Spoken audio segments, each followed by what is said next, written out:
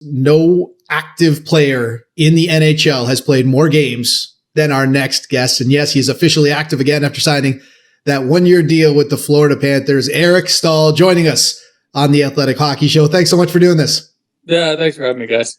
I got to warn you, while we were waiting for you to connect, we were kind of spitballing different ideas. Hey, what do we want to talk to Eric about? And we're going to go everywhere in this interview. Some of the topics we're going to hit, it's not your typical pucks in deep type interview. So I'll ask the most basic question just to kind of get us going, and then I'll let Russo ask you about some strange stuff. Sure. I know you had to wait a bit because of cap, constraints and everything else, but how good did it feel to finally sign on the dotted line and become a Florida Panther? Yeah, you know what? It felt really good. I've signed a few contracts in my day and over my career, but this one felt really good because of the amount of time and commitment, effort, and all the things behind the scenes that I kind of put into this opportunity, and then to finally see that kind of come about and sign on the dotted line with this group and this team was definitely exciting. Felt really good, and just excited to be part of this group and back in action, and just taking it a little bit by little and day by day, and then just progress as we go.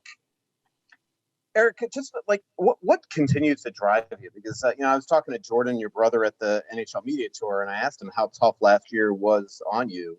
You go to the Stanley Cup Finals with Montreal, you're on a line that performed really well, and next thing you know, you're not getting a job last season, and yet here you are still wanting to play hockey at your age. What keeps you going, and how tough was last year?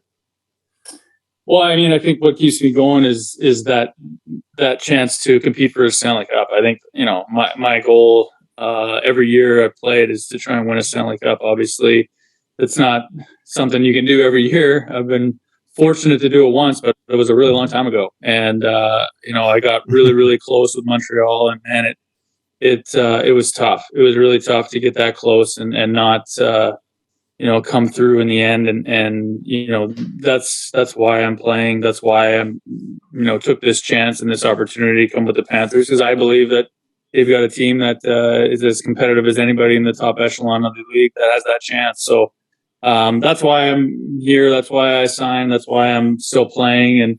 And I feel like I can contribute. I think I can play a role and an opportunity to fit with the right situation, the right players, the right team, and help. And I believe that in myself. And over the last year and a half was difficult, or the last year, being away from it and kind of watching it from the outside and speaking with so many people I have so much respect for, and so many people telling me to hang in there, stay with it, and a lot of opinions asked. And so I did that, and obviously took this opportunity and this chance to come to camp with Florida, and now signing with them here finally and getting the chance. It's going to be great. You mentioned being away from it. How'd you spend that time? I know a lot of guys talk about in the off season, when you're not on the ice every day, you can work on certain things. You can work on fitness, stuff like that. Are there benefits you're seeing to have been away from it, whether it's mental, physical, anything? Yeah, I do think I'm in a real good physical shape. I did train a lot all last fall before Christmas. I was in the gym, and I was also on the ice on my own with a couple of guys in Minnesota that kept me in good shape. And then I came right after Christmas break into the Olympics, and went right. Well, I wouldn't say off the couch, but off the couch into 4 games in Iowa. Played really well, felt good on the ice, and then went to the Olympic Games. And so the body felt really good. And then obviously after that, then took a little time before summer, and then having this chance ahead with Florida, I really cranked it into overdrive through the course of the summer, just training and getting the body right. And I felt really good, actually really good at camp. Felt strong, and that gives me confidence. When I'm out there and going to get that opportunity, that I'll feel good and be able to contribute the way I see in my head, and hopefully they see as well. So, but I feel refreshed. I feel excited. I think those juices are there. to want to get back out there and just compete. That's the part I love and missed for sure, and still had that fire and that desire to want to do that. And I'm looking forward to the rest of the year. Along those lines, Eric, how different is it, as I know it's your birthday in a few days, you're going to be 38 years old. And I hear veterans say it all the time. You can't fall out of game shape because getting back in when you're a little older is tough. How different is training and being in the best shape of your life, as Paul Maurice said it, when you're 38 versus, when you're just drafted or your early years in the league? Yeah, I mean, I think it takes, obviously at this point in my career and this time in my life, it probably takes a little bit more of a narrow focus and a little bit more specific regimen, I would say, as far as what I've been following. And it takes more effort with just recovery and making sure your body is right for the next time you train hard. Because, when you're 22, 23 years old, you just recover really quickly. It's just really easy to bounce back. And even when you have a really hard training session, you can have a short night's sleep and you can be ready to go the next day. But as you get older, I find it takes more conscious effort to be smart with decision making, with diet, with sleep, with all those things. And you learn that with experience. And I've obviously fortunate to have played with and been around a lot of good people and a lot of smart people in this field. And I've tried to take advantage of that as best I can. And coming down to Florida, they've got a great group here, a great staff of people that are on the ball when it comes to fitness and planning and getting the guys prepared properly every day, and just taking full advantage. And it's been good. And I do feel very good. It's obviously counts when you get onto the ice for the games, and that's what I'm excited about. Jordan told me that you were that you were at Pebble Beach when you and Mark agreed to go to Florida together. I think on the 18th hole, he said, or the 18th fairway. Tell us that whole story, and then what is it like being with Mark right now after playing with Jordan, and then being back with Paul Maurice? Yeah, I mean, it was a crazy couple of days for sure. It was Jordan's 1,000th game trip from the fellas from his team in Carolina, and so we definitely lucked out on that, joining with him and being out there. It's really cool. I've never been out there before, and it was such a blast. It was just the four of us. Spent a ton of time just having laughs and playing golf. And then we were obviously knowing it, just the way it lined up schedule-wise, it ended up being right when free agency opened, and we had just finished a hole of 18. I'm not sure which course we were playing that day, but it had just finished, and so we had been talking with our agents kind of before, after the round, and Mark, they had contacted Mark about signing with Florida, and he right away was like, "Yeah, I'm in, like, no brainer for sure." And then they had asked if I was interested in doing a PTO, and to be honest, it wasn't fully on my radar at that time, just because it was the first day of free agency, and with what happened for me for the last season, I just didn't think anything could really jump at me right away. And when they said that, it was kind of one of those no-brainer moments as well. I was like, you know what? I've been itching and wanting this chance to get back into the league and get back playing. And I know this is probably the route I'm going to have to take. And what a great opportunity with a phenomenal team in Florida. And obviously I know Paul well, and I've had him as a coach for a number of years. And I knew he would be straight up with me and tell me what he thought regardless. So I jumped at that as well. So we kind of joined in together at that time. I think we officially signed the two documents. It was on the 18th, the restaurant on the 18th hole at Pebble Beach. So really cool moment, a special memory, and hopefully, that memory gets sweeter as this year plays out and it becomes a successful one. Eric, you mentioned your number one goal in all this is to win another Stanley Cup. I wanted to ask you, so social media has been arguing over this all week. The question was posed, what would you rather win, 2 Olympic gold medals or 1 Stanley Cup? You're one of the few guys who's won both. I think I know the answer here, but can you just compare what it's like maybe winning each of those and how the two compare to each other? Yeah, I mean, I think winning the Stanley Cup has got to be one. I mean, yeah, it may be different for European guys that grow up in countries and it's the focus is international a little bit more, but a Canadian kid, you grow up and you watch the Stanley Cup race, man. That's just all you dream about. And one, you just dream about playing a game. Two, when you're there and establish yourself, all you want to do is win a Stanley Cup. And I think it's just the fact that you go through, we just went through a month of training camp. It's a grind. It's tough. You develop these relationships with guys, with the staff, and then you go through 82 games, and it's just developing that relationship and that camaraderie with the group. And then it's 4 rounds of playoffs of 7-game series. So when you get to the end of all that and you reach the top of the mountain and find that success, there's no better feeling. And I would argue there's no better feeling in any sport. And the Olympics, no question, is a phenomenal feat and something I'm so proud of, especially the fact that when we won, it was in Canada, which there was so much added pressure with being in Vancouver.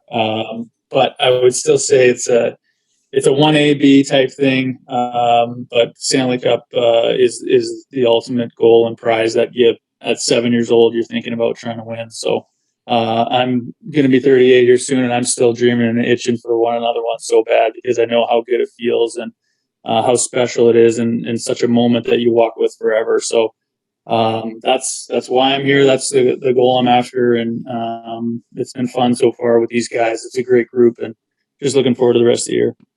Along those lines, how was your experience in Beijing? I mean, Jesse talked about being one of those rare guys that has a Stanley Cup and a gold medal. You're also one of those rare guys that played in the Olympics with NHLers and without NHLers, obviously very, very different. And not the results you necessarily wanted, but how was the experience as a whole? You know what? It was really cool. It was actually a really, really cool experience. I was really happy that I did it. Very different experience than with the NHLers and without. Just overall, I found the guys were great. But it was such a different dynamic being in Beijing. COVID, no fans or some fans. So it was different in that respect, but. The common goal was the same, obviously trying to win a gold medal for our country. And we had a lot of great players, some good European pros, guys that played pro hockey for a long time. And but we just, you see the quarterfinal, I felt like there was a good about 5 or 6 teams that probably could have taken it all. And we matched up with Sweden there in the quarters, and it was, I think, ended up being 2-0 empty net, but 1-0 game or 0-0 game to about 7 minutes left. It was tight. There was a lot of tight checking, competitive hockey, but it was fun to be a part of that experience and build some relationships with different guys that have been around the sport and the game a long time. But in that type of environment, it was pretty cool. I was glad I did it. By the way, when is your second NHL debut? Is that going to come in Philly tomorrow or where? I'm hopeful. We'll see for sure tomorrow, but I'm trending that way. So we'll see. We'll see. But that's awesome. Looking forward to getting a good sleep tonight and then see how the day goes tomorrow. We were talking before you came on about this. I don't know if you've seen on social media today what the visiting locker room in Arizona is going to be like.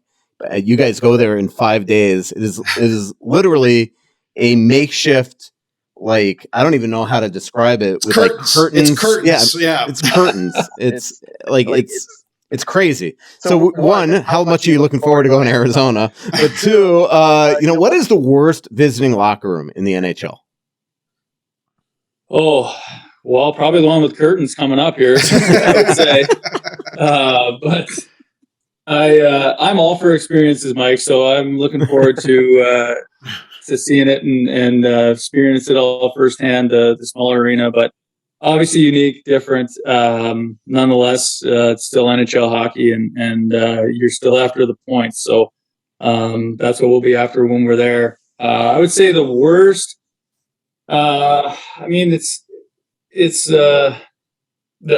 been a lot of new arenas now. I remember the old Islanders dressing room was pretty brutal. The visiting locker room there was bad. Obviously, I haven't been to the new rink yet, but I've heard that's top notch. So I'm sure that's way better. The old Igloo was brutal in that dressing room. But the dressing rooms were brutal. But honestly, as a player, like I love those rinks. I love playing in the Igloo. I love playing on at Nassau, that old rink there. Had some great games. It's just cool environments. I understand that you can't hold on to those places forever because you need to adapt with times and get new buildings. But some of those old buildings were great. Even the brutal locker rooms, they were still fun to play in. All right, what's the best then? You're slamming certain rinks. We got to get the pub. What's the best? I mean, the new Pittsburgh visiting locker room is pretty phenomenal. They did a nice job there. The Bell Center visiting rooms is nice for it's gone by the wayside a little bit more now, but years ago that was one of the nicer ones. I don't know. There's no real bad ones. We're treated pretty well, to be completely honest. The guys, even the trainers and all the equipment guys do an awesome job just making our life easy by showing up and just putting our gear on. So we're lucky. It's a treat to play no matter where we are.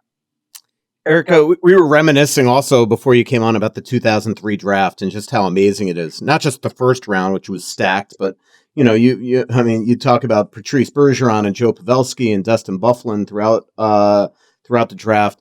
When you I have a lot of memories from that draft in Nashville for multiple reasons. One, the Panthers in 2003 tried to draft Alex Ovechkin 3 different times in the 2003 draft, by the way, when he was draft eligible in 2004. So that was a fun one. But the other one I remember about that is how much of almost like a campaign job that I was writing for the Panthers at number 1 overall to draft you. And next thing you know, they drop to 3. Nathan Horton comes to Florida. Marc-Andre Fleury goes 1. You go to Carolina. When you were in that draft, did you have any idea where you were going to go there? Especially at that point when Florida at one point had the number 1 overall pick. Yeah, I didn't know. I don't remember if I knew. I ended up knowing what was going to happen, but I don't remember if it was the night before. I think it was only an hour or two before the draft. My agent had kind of got word of what was going to happen and the flip and that Pittsburgh was going to take Fleury. So I knew before the draft, about an hour or two before, how it was going to play out. But obviously, you still never know for sure. You're still nervous, and I knew. I had spoken with all those teams in the first round. Really, I had a lot of interviews, and I know the ones I had with Carolina, with Florida, and Pittsburgh, they all went really well, and I was going to be just excited and looking forward to the chance to live out my dream, no matter where it ended up being. And fortunately for me, it was Carolina because they had went to the Stanley Cup Finals, then had a lot of injuries and a tough year, and then ended up with me, and I ended up in an environment where there were so many great veteran good players that I learned so much from, and obviously win a Stanley Cup a couple of years later. So I think it worked out and was meant to be the way it did, and I feel very fortunate that way. But it was a special draft. So many great players, so many relationships that I've kind of initially started to have then, and have continued on over the course of my whole hockey career, because kind of all came in together and different events, whether it be All-Star or international competitions, you get to know these guys better and better, and it's been pretty special to kind of come into the league all together with those guys. I'm sure you follow Russo on Twitter, like so many of us and so many people out there, Eric. He threw out that you were coming on the show and said, any questions for the big man? I want to read one or two just from some of the people out there. This was from Julia MTN Murphy. It says, what the heck is in the water in Thunder Bay? It just seems like, and I quickly looked it up for you trivia buffs out there. Alex Delvecchio, the all-time leading scorer from Thunder Bay, followed by one Eric Staal. So what the heck is in the water in Thunder Bay? You know what? There's a lot of great hockey players from up there. It's one of those one of those small towns where everybody plays. So you get a town of 100,000 people where every single kid starts the game and plays.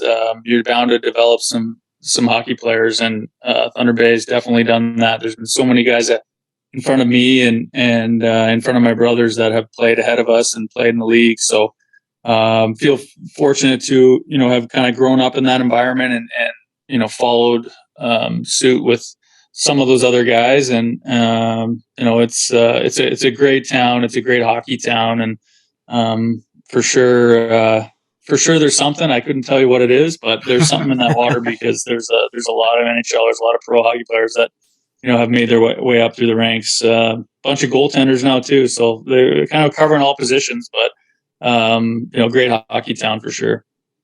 Ryan and Greg Johnson, right? We're from there, right? Yeah, Ryan. Yeah, I skated, covered Ryan. I skated and worked out with Ryan. I remember being in high school. We had my high school was literally right across from the gym that we'd work out with. I was still only like 15 or 16 years old, and RJ was already in the NHL. And I would go into I didn't know anything about anything. I was 16, but I would go into the gym to work out during my spare in high school, and RJ would be in there working out. And I remember watching him. He was probably, he's a couple years older than me. He was probably in his 20s, so he had played pro for a while. He would be in the gym for like 3 hours and training hard. I was watching this guy. I'm like, that's what it's going to take for me to make it to the NHL. This guy's been in here for 3 hours. I'm just doing the quasi bench press and those standard things. And he was doing every other type of movement there was. But I just remember how hard he was training. And, as a 16-year-old kid, 15-year-old kid watching him, I was like, okay, this is going to take next level. But if I'm willing to put the work in, I can, try and do the same thing. So I learned from a lot of those guys ahead of me, especially in town, and RJ was one of those guys for sure. Yeah, he's Canucks assistant GM these days. He still looks like he could play. Yeah, I'm sure he's still in great shape. Yeah. Hey, can I ask you one wild question? You mentioned playing in Iowa last year. You played with Marco Rossi. You played with Kalen Addison. How good do you think these two guys can be? Yeah, I don't believe Kalen was there when I was there. He was up. Marco was there. I liked him. He was a great player. I think offensively, his instincts were NHL level. I think for any young guy, and especially it was the same for me. There's so many detail parts of the game, so many detail parts of pro hockey that you just have to learn and experience and get better at. And I think it was such a short time that I was there, but there's certain wall plays or certain little things that. I think he probably only gained experience from playing down there for the year, but his offensive instincts, his ability to, find holes, make plays, I could tell right away that he had those tools. And nice kid. He was willing to work and try to get better. And I enjoyed it. It was fun. I was out on the power play. We had 5 forwards out there for a little bit with him and moving the puck around. So it was fun. I'm not surprised that he's cracked the lineup there this year, and he's only going to gain experience with more opportunity and chances. But it'll take time to learn. But he'll play for a number of years for sure. Eric, one more Twitter question before we let you go. This is from MN Hockey Fan 336. Besides hoisting the cup, what hockey accomplishment is he most proud of? Oh, that's a good one. You know what? There's a number of, obviously Olympic gold is very high up there. That's is an incredible accomplishment. I think, another one that I am really proud of is that, I have 3 brothers, 3 younger brothers, and all 4 of us have played games in the NHL. So I think that's cool. Even my youngest, he played 2 with Carolina and pro hockey for a number of years. And all 4 of us suited up. We all lived out our dream. We all played a game in the NHL, and that's pretty special. There's not a lot of, if anybody, that can say that. And then the fact that Mark last year eclipsing 1,000 games, Jordan just a little bit before that, and myself, that hadn't been done before. So I think those accomplishments that you can enjoy together as a family and as brothers is super special and super cool. And those are relationships that you have and you will have for the rest of your life. And to kind of go through those things together is special. And now for me this year, being here with Mark, he's never won a Stanley Cup, and I know how badly he wants one. And for me to be here with him and try and work as hard as we can to achieve that goal, it's going to be a lot of fun. And Jared's coaching now, right? He is, yes. He's coaching in Charlotte. Oh, very cool. Speaking of coaches, last question for you. Vancouver's off to a tough start this year. You had the coach there. How do you think Bruce Boudreau is handling this, Eric? As he can get tight. He's probably not sleeping great, I would say, at this point. But they've got good players there. It's a long year. I'm sure the heat's high right now, but you gotta. I think for Bruce and for those guys there, you got to look perspective. It's 7 games in. There's still, you're almost at 70 so odd games left. So it can turn around, but obviously you want it to turn around as fast as possible. But, Bruce is going to turn every stone over to try and find a solution. I know that he's a passionate hockey guy and loves being at the rink and loves being around the guys and his staff. So, but he's competitive, so I'm sure he's not very happy right now. But as soon as they get that one, he will be back to his more jovial self, and I'm sure they'll find that soon enough. Eric, thanks so much for coming on. We have one more favor. When you do go to Arizona, take some pictures and send us what that dressing room looks like and what curtain you're standing next to, because we were talking about it. We got to get a little bit of an inside scoop. But good luck the rest of the way. And hopefully we'll talk to you throughout the season. All right, guys. Be good. Thank you.